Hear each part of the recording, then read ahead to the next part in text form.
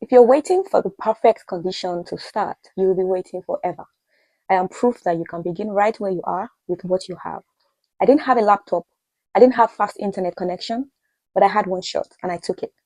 I did my first job interview in a borrowed car with a friend's laptop, and I'm here to tell you all about it. As I count down to 10 years in my career as a business analyst, this is Career Lesson 1 of the Career Lesson series.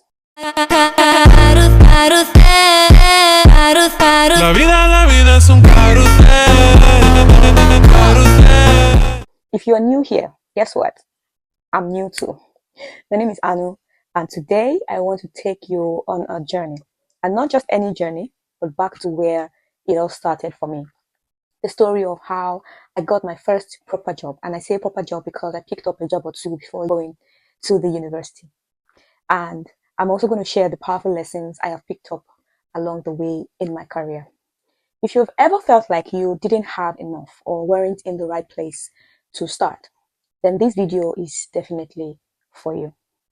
One fateful day in August of 2015, about 2 months after I had just completed my National Youth Service Program, a good friend of mine sent me a job advert. At that time, I was frantically applying to every and any job.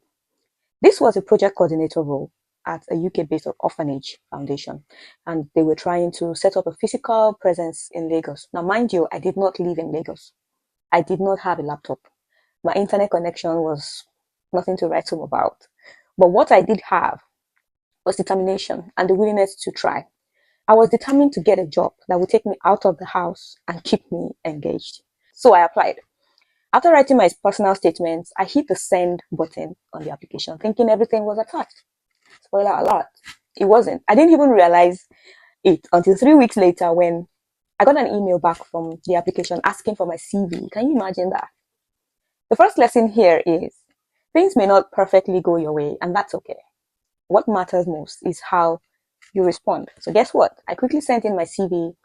A few days later, I received another email and was asked to write 2 essays, one about my competencies for the job and another on how to set up a new office and organize a cocktail party to attract financiers. Now, everything they asked of me felt so familiar because of my volunteering experience back in university.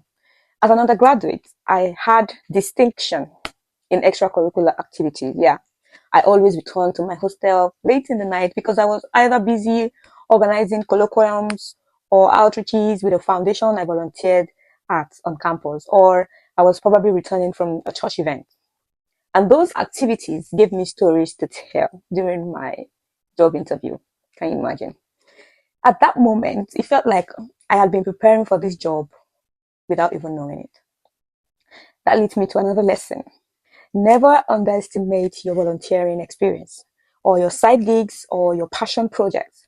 They shape you, and one day they might just open a door you did not see coming. Anyway, I submitted the essays and waited. Soon, I got an invite for a Skype interview scheduled for September, sometime in September. Now, here's where things get real. I didn't have internet strong enough for a video interview. I didn't even have a laptop that I could use for the interview.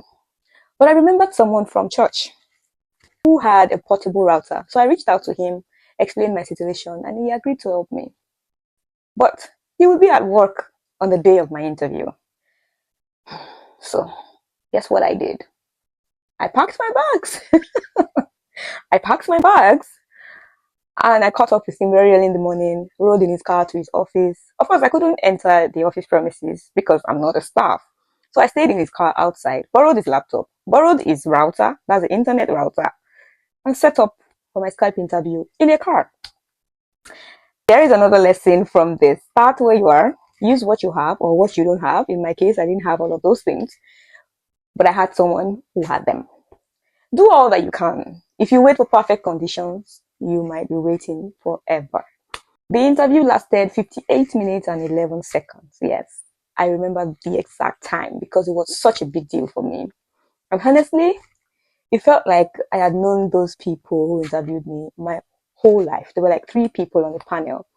We laughed, we connected, and they even had to caution themselves from addressing me like I already had the job. Of course, they came back with an email saying, oh, they were interviewing other people, oh, blah, blah, blah. I'm like, I got this job. Lesson from this is that confidence isn't about having everything together. It's about showing up, being honest, and making the most of what you know because you know something. Definitely. The next morning, my phone rang. Imagine people that were interviewing other people. It was them. I got the job. I was asked to resume on the 1st of October at the time. But another important thing happened. I asked for permission to resume on the 5th of October instead because I had a personal commitment that I always attended every year on the 1st. And guess what? They said yes. Here is another lesson. This one lesson packs like 5 lessons. It's okay to respectfully negotiate what you need, even when you feel like you should just say yes to everything. Your voice matters. And on this note, I will be doing a separate video on how to negotiate your salary package and all that comes with it. You should watch out for that on this channel. And just like that, on the 5th of October, I resumed as a project coordinator in Lagos for an international foundation I had never heard of or been to, in a city I had never lived in or wasn't even entirely sure I wanted to move to. But it turned out to be the start of a great career journey that has unfolded. So you see, the journey to your next big thing might not be smooth, perfect, or even convenient. But if there's one thing I hope you will take away from this video or this story is this. Start where you are. Use what you have. Do what you can. It's better to do what you can than to regret not doing anything at all.